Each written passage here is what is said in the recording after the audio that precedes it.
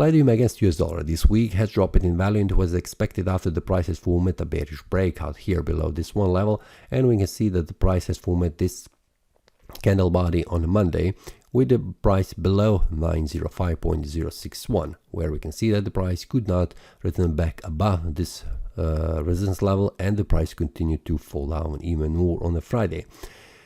Weekly time frame shows us after the price has formed this bearish breakout, the price has not returned back above, which was indication of further decline down, and this is something that the price is currently following.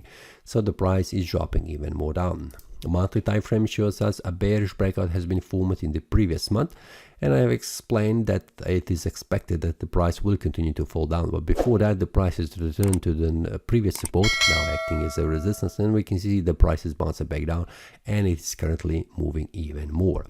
What is expected? It is expected that currently I'm expecting that the price will reach this area. First of all, around this one, which will be 857.89, we can round this one around 858.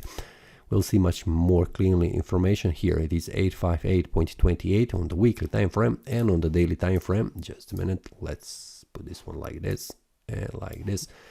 The next level where I'm expecting to see the price is this one here. So I'll put this one horizontal line, which will be only on the daily time frame and on the lower time frames, which will represent the next support level for the price, which is based on the previous levels. We can see that what has the price done around this area. So this will be only on a daily, so we can see much more clearly what is the next level. So the next goal for the price is to reach this support level, and this is something that I'm expecting to see the price next week. What will happen next, we'll see, and we'll react according to that. Until next analysis, see you next time and happy trading.